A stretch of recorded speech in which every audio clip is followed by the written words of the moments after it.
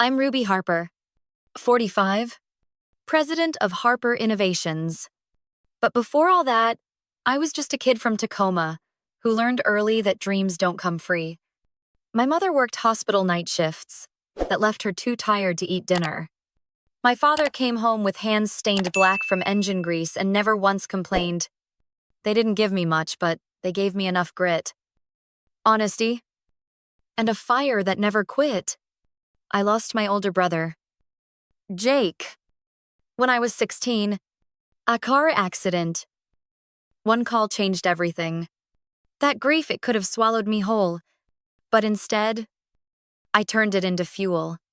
I coded through sleepless nights, earned a scholarship to Stanford, and graduated with my knuckles still sore from typing. Years later, I co-founded Harper Innovations with two friends, huddled in a tiny apartment with secondhand laptops and too much ambition. We didn't sleep much, but we built something that changed the game. Now we're the firm that tech giants whisper about, the ones who fix what others break. And yet, I'm still me, still hiking the Cascades when I need to breathe, still blasting indie rock while I write code, still allergic to anything fake, including love. And that's why what happened in the Brooks dining room hit me so damn hard. Sometimes life cracks open in quiet places. A coffee shop, a conversation, a dimpled smile, and you think, maybe this time, it'll be different. That's why I'm telling this story. At Silent Revenge, we hold space for every fragile beginning, every brave yes. It started with a phone call on an ordinary Tuesday. "Ruby," Richard Brooks said, his voice smooth like a worn leather chair. "I'd like you to meet someone." I raised an eyebrow. And still scanning through my morning emails. Is this a business introduction or something else? A little of both. He chuckled. "It's my son." That made me pause. Richard and I had worked together for over 10 years. Harper Innovations had kept Brooks Manufacturing systems from falling apart more times than I could count. I trusted his sense in business. But matchmaking, that was new territory. "He's special," Richard added, a hint of something earnest in his voice. He hesitated. Romance wasn't on my agenda. My calendar was full of client meetings, product rollouts, late-night debugging. I didn't have room for distractions, especially the kind that came with expectation. But curiosity, well, it had its way with me. So I said yes. We met for coffee in Portland, a corner cafe tucked between a bookstore and a vinyl shop. Nathan walked in with a smile that hit you like summer sun on cold skin. Dimple on one cheek, eyes that moved fast but tried to seem still. He talked about Portland's craft beer scene and his favorite indie bands. He was polite, attentive. He didn't interrupt. He didn't dominate. He listened. And for a moment, I felt seen. There was something charming about him, a softness in the way he asked about my favorite hikes, a calm to the way he refilled my coffee before I asked. Still, there were flickers I didn't name. The way he kept glancing at his phone, even as he nodded. The little jokes about his 2 failed engagements, too casual for something that weighty. But he didn't ask about what I did. Not really. And I didn't offer. I wanted for once to just be Ruby. Not Ruby Harper. Not the president. Not the one with all the answers. When he asked to see me again, I said, yes. Maybe. Just maybe. Love didn't have to mean losing myself. Maybe it could be something that grew beside me. Not over me. A month later, he proposed. It was sudden. We were at a cozy little bistro lit with string lights. The kind of place made for quiet hopes. He looked nervous. Not because he doubted me, but like he was stepping off a cliff and hoping I'd catch him. "I think we could be great together." "Ruby," he said. "You and me, we'd make a good team." I looked into his eyes and saw someone trying, not perfect, Not polished, but trying.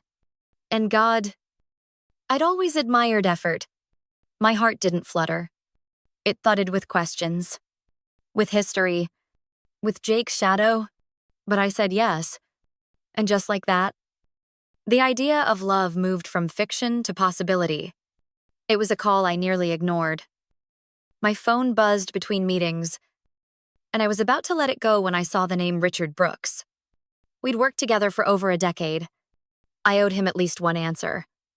Ruby, he said, calm as always. I want to introduce you to someone. He blinked.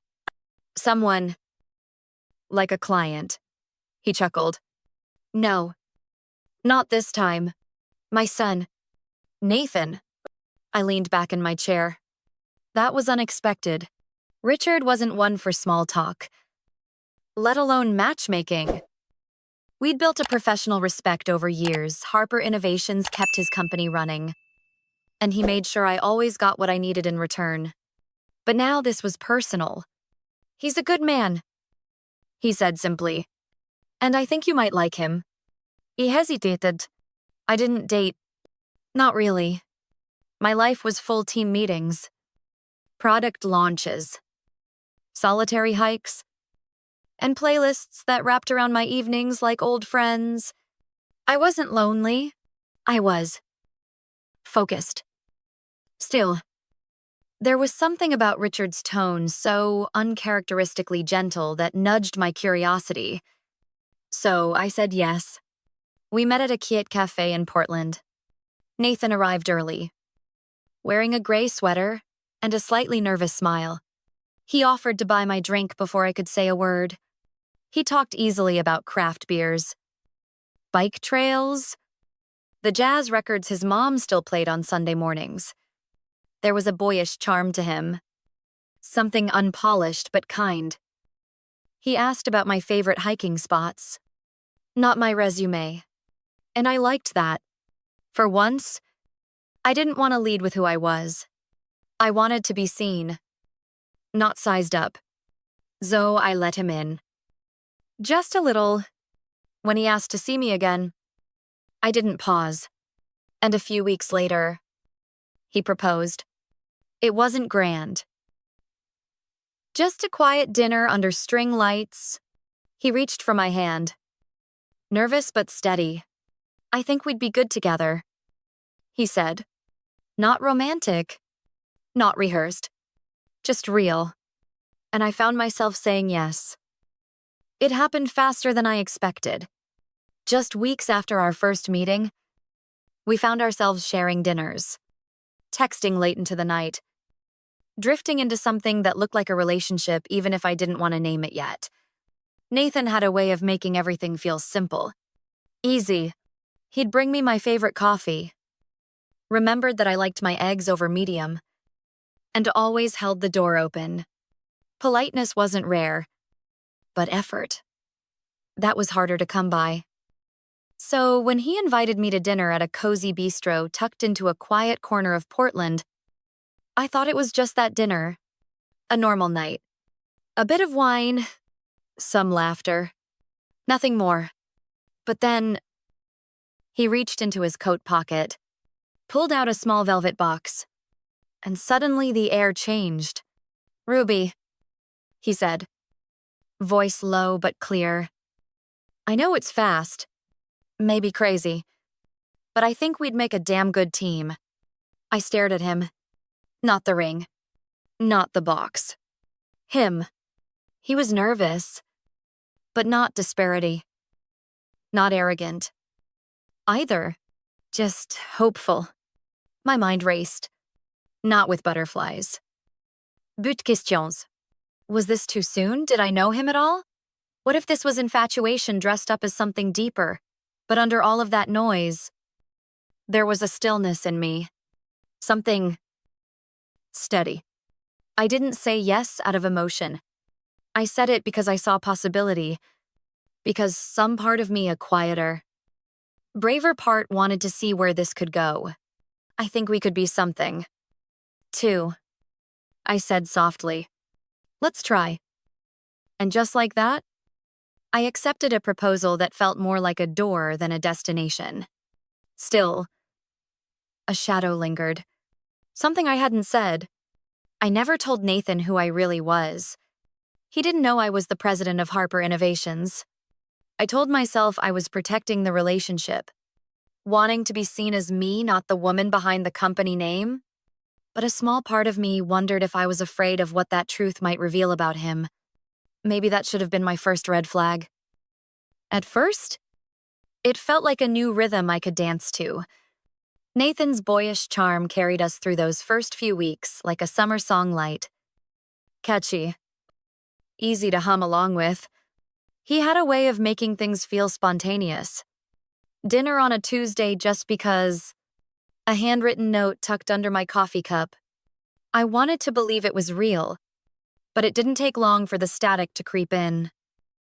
The third time we went out, he showed up wearing a denim jacket that hung off him like a teenager trying to be cool. We were at a trendy gastropub in Seattle, one I'd closed a major deal in just a week earlier.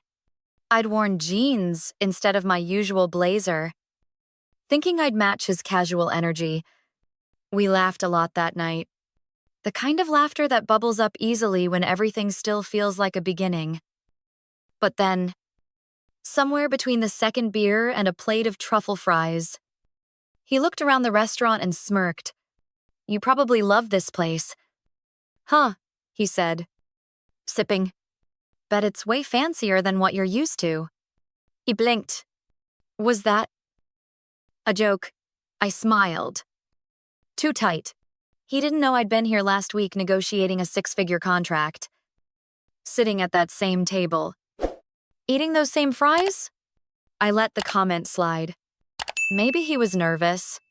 Maybe he was trying to be funny. But that wasn't the last one. At a waterfront cafe a few days later, he spotted my leather satchel as I placed it on the table.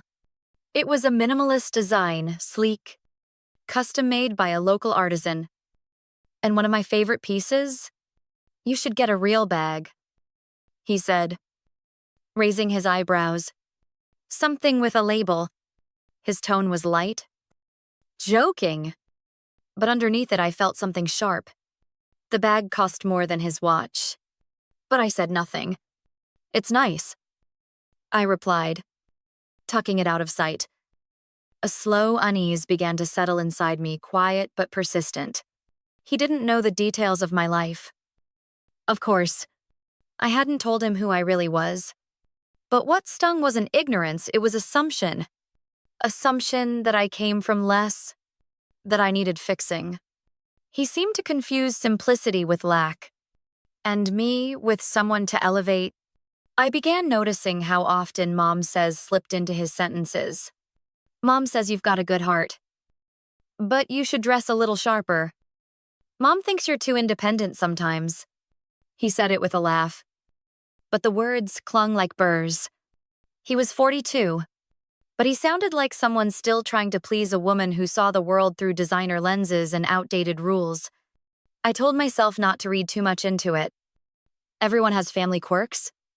God knows I have mine. Still, the doubt once planted kept growing. By the time our 5th date rolled around, the shimmer had started to dull. We met at a hotel buffet in Portland. One of those lavish spreads with too much food and too little soul. I'd been there before for meetings. Not romance. But Nathan seemed excited. He loaded his plate like it was his last meal steak. Shrimp. Pasta. 2 kinds of bread. And 3 different desserts. "You sure you can finish all that?" I asked.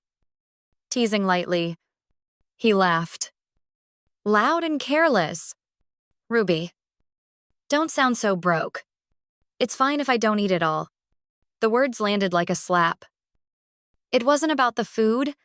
It was about the disregard, the way he assumed that caring about waste made me small-minded. Or worse, cheap. I thought of my mother working late shifts to afford groceries, of my dad fixing engines with blistered hands. It wasn't just upbringing, it was values. And his seemed skewed. Then came the sentence that made my stomach clench. Mom says you might be after my family's money, he said, swirling his pasta, eyes not quite meeting mine. I told her no. Of course. But still. My hands went cold. I had spent the last decade propping up his father's failing company. I led negotiations, wrote the code, kept their lights on, and he thought I might be a gold digger. He didn't know the truth, not yet. But ignorance wasn't innocence. I swallowed my pride, forced a smile. Let's just enjoy dinner, I said, my voice tight. On the way home, just as I stepped out of the car, he grabbed my hand. Marry me, he blurted. Not right now. I mean, soon? I'll wait. As long as it takes. His eyes were earnest. And despite everything, a part of me softened. He wasn't cruel. Not exactly. Just lost. Raised to believe his mother's voice was truth. And that control was care. Let's work on this, I said, barely above a whisper. Neither of us is perfect. But maybe we can grow. He nodded, relieved. And for a moment, I let hope back in, but something in my gut still tugged at me. A quiet, insistent ache that whispered, this might already be broken. We often mistake someone's charm for depth, someone's need for love. But deep down, when something doesn't sit right, we feel it. At Silent Revenge, we don't judge that whisper. We listen to it. I should have walked away that night. Should have slammed the car door and never looked back. And in a way, I did. When Nathan looked at me with that stupid grin and said, "You'll need to quit your job." Of course. Mom says a wife should stay home and learn from her. I felt something inside me snap. The same hands that built Harper Innovations from scratch. The same hands that coded for 12 hours straight. The same hands that signed contracts worth millions. He wanted those hands folding linens and taking notes from Diane. My voice came sharp and fast. If that's your view. Nathan, there's no wedding. I didn't wait for his reaction. I stepped out of the car, slammed the door, and stormed into my Seattle apartment. Fists clenched, heart pounding in disbelief. This wasn't just a red flag, it was a siren. And yet, 2 days later, I answered his texts. He'd messaged again and again. Apologies. Regrets. Promises. I ignored the first dozen. But then I saw, please. Just one coffee. Let me explain. I told myself I just wanted closure. That I needed to look him in the eyes one more time. To remind myself I made the right choice. He was already there when I arrived at our usual cafe. Sitting small in the corner. Wringing his hands like a child about to be scolded. When he saw me, he stood too quickly. Ruby. I was wrong. I messed up. My friends, they said I should set the tone early. That I needed to lay out rules before the wedding. I listened to the wrong people. He looked like someone unlearning a script he was raised on. And part of me, a part that remembered how hard my parents fought to stay together, wanted to believe him. Don't do that again, I said. Quieter than I meant to. We're engaged. That means we're partners. Not puppets. He nodded eagerly. No more rules. I'll do better. I didn't say yes. But I didn't say no. Either. And in that middle space, hope crept back in, fragile and foolish. We set a date to meet his family. To tell them the news, I wanted to believe things were shifting. That sincerity could fix what pride had bruised. But Nathan was jittery the entire ride down to Portland. There's something about Mom I should tell you, he said halfway down the freeway. I waited, but he never finished the sentence. So I held my breath. I told myself I'd face Diane with honesty and strength. And in that silence between us, I still clung to the idea that love, real love, was worth one more try. I drove back to Seattle with wine still drying on my blazer and fire still burning in my chest. By the time I stepped into my office, Richard had already sent 3 emails. The subject lines were desperate. Let's talk. Please reconsider. This is all a misunderstanding. But there was no misunderstanding. What happened in that dining room wasn't a mistake. It was clarity. It was everything I needed to know about who they were and who I no longer had to be. I called Richard the next morning, not to console him, not to listen, just to end it, officially. Your company's practices are outdated, I said, voice calm but unshakable. High turnover, inefficiency. My board has already begun discussions with new suppliers. He went quiet. Then, his voice cracked. I thought the engagement would stabilize everything. I didn't realize Diane would. He trailed off. I didn't offer sympathy. I wasn't cold, but I was done. Nathan didn't speak on the call. Not one word. He'd seen our company's name stamped on every contract. He knew. He just didn't connect me to it. That was his failure. That. And his laughter. I hung up with a steady hand and a storm inside me. Diane's outburst hadn't just been personal. It was a symptom of a family built on status, not substance. Of rot masked by wealth. I thought about Jake, my brother, who'd never even lived to see 20. His death had taught me to protect my heart. But I let Nathan in, and he let me drown in red wine while he laughed. The decision to cut ties wasn't vengeance. It was survival. Harper Innovations couldn't afford to be linked to a company that mocked its leader. And I couldn't afford a life with someone who saw me as small. As I looked out across the Seattle skyline, tight.